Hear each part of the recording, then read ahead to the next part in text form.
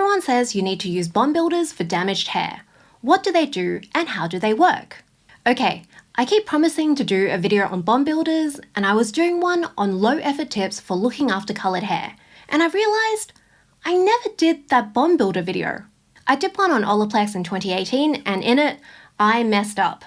I went through how Olaplex claimed their product worked, and there was, and still is, a bit of controversy around this. But more publications and a lot more products have come out since then. Products with ingredients that cannot work that way seem to give similar results to Olaplex. So it is probably not how it works. This was my mistake, and I am sorry. I should have known not to trust a patent. I honestly didn't know enough about hair science back then, and I didn't realize dead hair was way more confusing than living skin. And I really didn't have the confidence to question scientists with fancy academic credentials. I've mentioned doing a proper video a whole bunch over the years, and now it turns out it has been 8 years. I am so sorry if you've been waiting patiently for this. The Olaplex video was video 20, and this is like 240. If you're new here, I'm Michelle, chemistry PhD, owner of Extremely Damaged for Fun Hair, and person who is working on finishing the projects she starts. Let's finally talk about bond builders. No, that was a lie. Before we talk about bond builders, we have to talk about bonds. Hair looks like this. The cuticle is on the outside, it's made of cells that are full of proteins, and the cells look like roof shingles. They are stuck together by something called the CMC. The CMC is kind of like the mortar in between the bricks. The cortex is on the inside and it's full of really long cells. The cells are stuck together by more CMC, and each cell is also full of proteins. There are two main protein types here, and they look like ropes stuck together with blobs of blue tack. The ropes are called intermediate filaments and the blobs are matrix proteins. When we talk about hair bonds, we're usually talking about the bonds that are sticking the proteins together, inside the cuticle scales and in the cortex with the ropes and the blobs. The bonds are essentially the proteins holding hands. They are gluing the proteins together. So bonds have a massive impact on the shape and the strength of hair. There are three main types of bonds. There are disulfide bonds, which are the strongest ones. There are ionic bonds or salt bonds that are in the middle somewhere. And then hydrogen bonds, which are my problematic favorite. They are the weakest, but there are a lot more of them. So all three of these types of bonds are really important for hair. Disulfide and ionic bonds are considered relatively permanent. You only really break them during more exceptional circumstances like chemical treatments. But hydrogen bonds, they break and reform all the time, like when you heat style your hair, when you wash your hair, or even just when it's humid. There is a fourth kind of bond that I really don't like, so I'm going to put off talking about them until I absolutely have to. We've talked a lot about hair damage on the surface of the hair before. Most products work on the surface, and this makes a much bigger difference than it sounds because the surface is the part that we touch and see. It's what touches hairbrushes, hair tools, pillowcases, towels, the outside world. But for bond builders, it's about undoing the effects of damage on the inside of the hair. And this damage has to do with breaking bonds. We're really talking about disulfide bonds breaking, and there are lots of reasons that they break. The biggest one is chemical treatments, also known as damaging hair for fun. Bleach breaks tons of disulfide bonds, and this also includes impermanent dye. That damage is more incidental, but perming and most types of straightening involves purposely breaking disulfide bonds, and then rejoining them to hold a new shape. But during this process, not all of them actually join up again. And then there's also things like heat styling and UV. These aren't anywhere near as damaging, but their effects do build up over time. What effects do broken bonds have? Remember, these bonds are like glue, sticking the hair proteins together. So if you have less glue, first off, you're going to need less force to pull the hair apart or change its shape. On top of that, tiny chunks of protein can come loose and fall out. You end up with gaps and holes in the hair. So if you zoom back out, what you have is hair that is weaker and breaks more easily. If you have curls or some sort of texture, then that might get looser. A bond builder essentially adds more bonds to the inside of hair to undo some of these effects. Or at least you would expect it to. There really isn't like an official definition. And there are products out there that say they repair bonds, but It is harder to get stuff into the hair than to put stuff on the surface, and a lot of products aren't showing any evidence that their ingredients can actually get into the hair and make a difference. How do bond builders work? Here is where it gets murky, and this is like the whole Olaplex problem. There isn't a lot of good data on how all the different ingredients work or comparing different ingredients or products.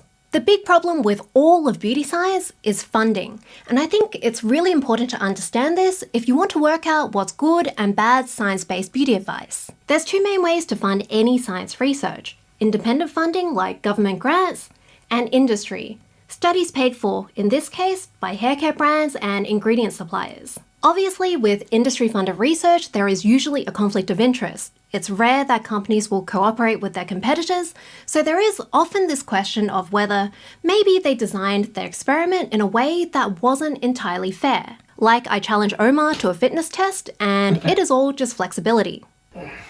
But conflict of interest is only one aspect to look at when you're evaluating a study. It's not the end of the process. And beauty is one of the areas where industry-funded studies are often better in other ways because of how research funding works. There really isn't that much independent funding for beauty studies. Independent funding is coming from a big pool that is for all the science research, and making hair feel nicer is pretty low priority compared to cancer, renewable energy, endangered animals. So there are less independently funded studies. Good science is also expensive, things like buying the right equipment, testing more samples. A lot of beauty studies don't use a control group because having one means you're doubling a whole bunch of costs.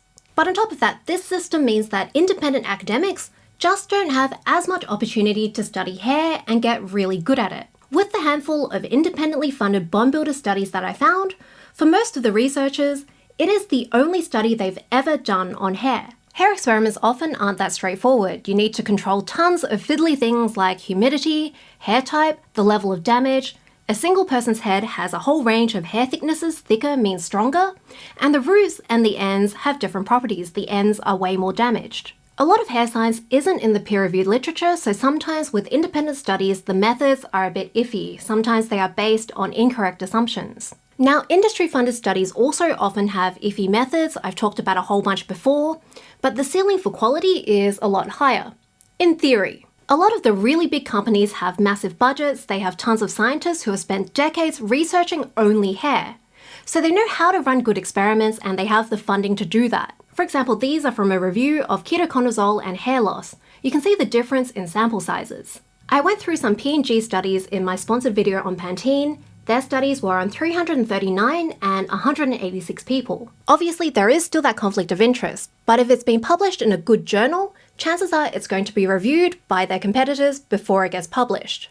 A bigger problem is that companies only publish a fraction of their research, so there often aren't studies from different groups looking at the same ingredient. It's harder to tell if the findings are a fluke. The best source for hair science is probably TRI Princeton. They specialize in hair science. Lots of brands hire them for testing, so they're funded mostly by the cosmetic industry, but they aren't married to any particular brand.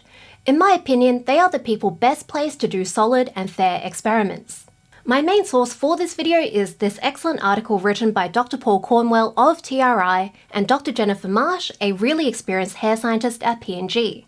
So the state of the evidence is pretty patchy for a lot of ingredients, but big picture, virtually all of the reliable evidence so far points towards most bond builders working essentially the same way, by blocking water.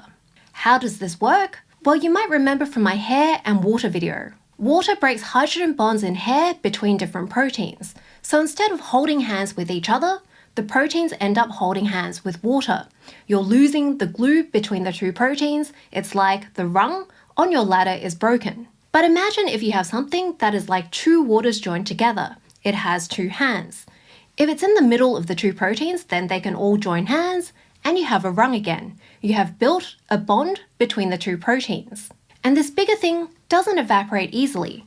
So it stays there for longer. It can block water from coming in and ungluing the proteins when your hair gets wet or humid. It also takes up space. There's less space on the hair protein to grab onto water, so hair ends up absorbing less water. It's not as fragile. Now you might be thinking, adding hydrogen bonds? This sounds really different to repairing disulfide bonds.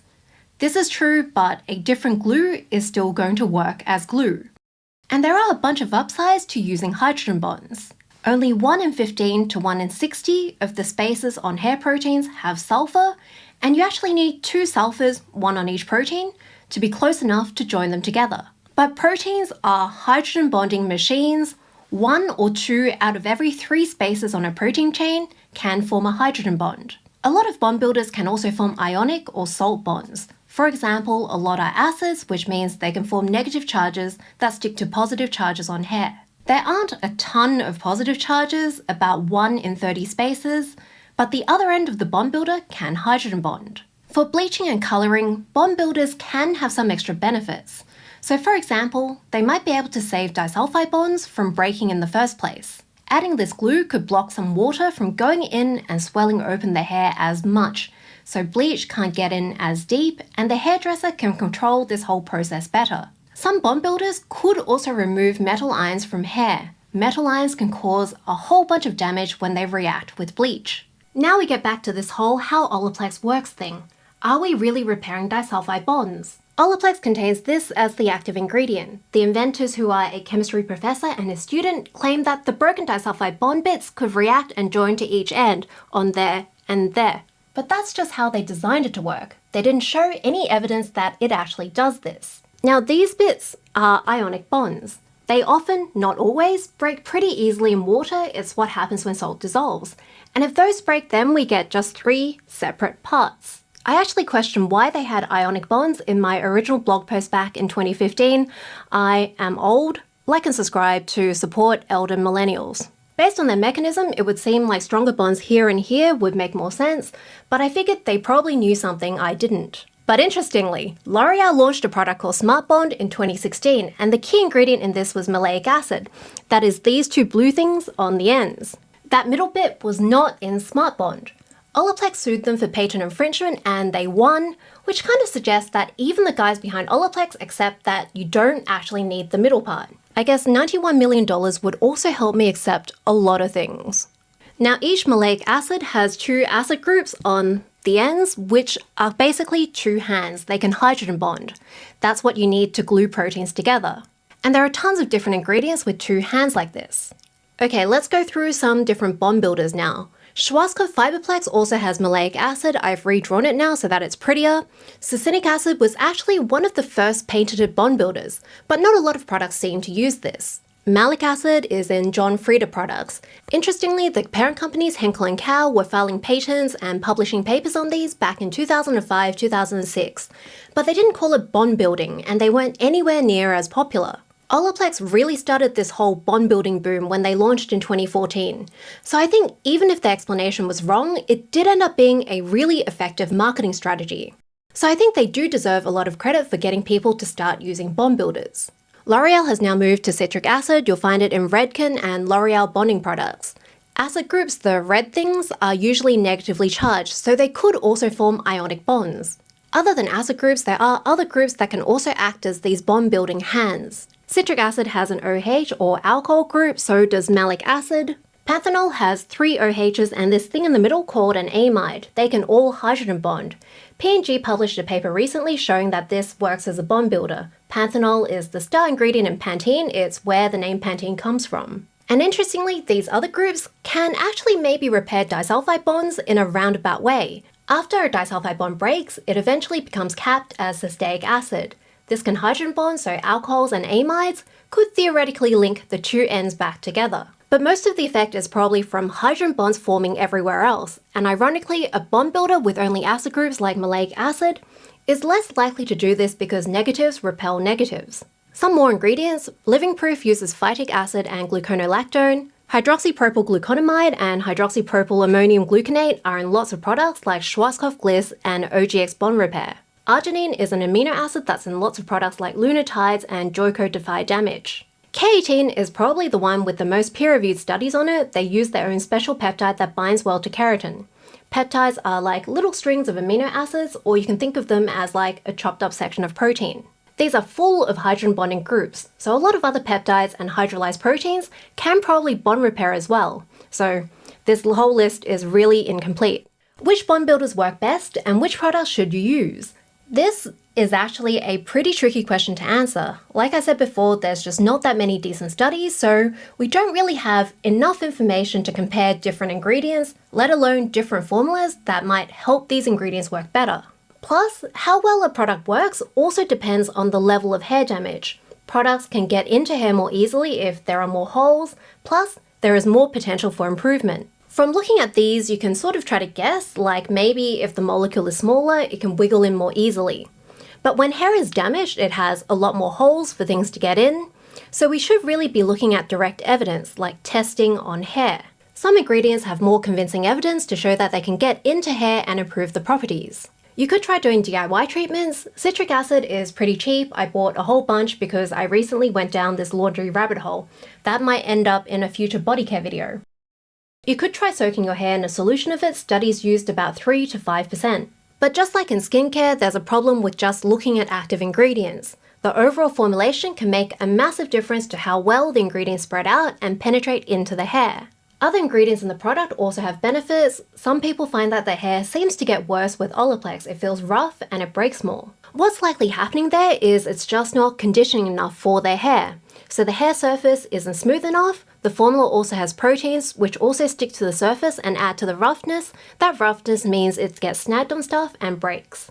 On top of that, hair science is a mess because hair is super diverse and damage is also diverse. So something that works on hair damaged by bleach might not work on natural coily hair that's damaged by brushing. Some ingredients have extra benefits that you might want to also consider. For example, the ones with multiple acid groups can bind to metal ions, and that means they can reduce damage in a second way. I would recommend looking for something with an ingredient that has decent evidence, but also check for reviews from people with similar hair to you, similar damage. Also, you can experiment on your own hair. Try it on half your hair and not the other half for a few weeks and see if you can notice a difference. These are the ones I've tried and liked. I will do a proper review later.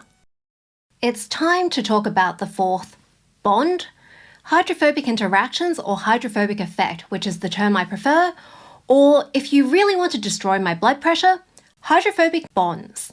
I do not like this name. Every other type of bond or interaction in chemistry is thing A is attracted to thing B, but hydrophobic forces? Hydrophobic means stuff that doesn't like water, so oily stuff. If you have two oily things, they have a tiny attraction to each other. But then if you chuck them into water, they get stuck together harder. But it isn't because they actually like each other better, it's because water molecules love themselves a lot. And so they squeeze out the oily things and they get squeezed together. They are forced together by default. It's like if you're on a crowded train and you're squished against some stranger, that should not count as an attraction. Anyway, the bond builders so far were all water-loving and they make hydrogen bonds. So they are good at sticking together the proteins, like the ropes and the blobs, and also sticking together the middle of this glue. But there's also a bunch of oily parts in hair, like the edges of the glue and the very middle medulla, which I didn't have in this diagram, but it's not in every hair and it just looks kind of spongy. So adding bonds in these bits might also help, and to do this you need something that's oily. P&G have a technology that works in this way. It's actually fatty alcohols. These are super common ingredients that are in basically every conditioner, but they're formulated into a special structure called a gel network. It's in some shampoos, and it gets into the hair a lot better than a regular product. Epres is a weird one. It was started by one of the guys from Olaplex. It's maleic acid, but it has two long fatty chains on the ends. This, I guess, is more circumstantial evidence that Olaplex doesn't work the way they originally claimed. Everyone has just kind of abandoned that long middle guy. They claim it repairs disulfide bonds, but they don't show any evidence for this. And judging by the structure, it doesn't like water, so I think there is a good chance that it ends up in the oily bits of hair, not the proteins. The surface of the hair is actually pretty oily, so it could just stay there, which can still be beneficial like a fancy conditioner, but it's not really a bond builder. So I'd really like to see more evidence for this one. I agonized a lot over diagrams for my book, and out of all the diagrams, this one was the one that I lost the most sleep over. I wanted to do a video about it for the book launch, but then the publishing people did not like my idea. I'm probably still going to do it. That's it for bond builders. Let me know which ones work best for you. Like and subscribe if you found this useful. Let me know what other topics you'd like me to cover. Hair science videos are popping up around me if you want to nerd out more.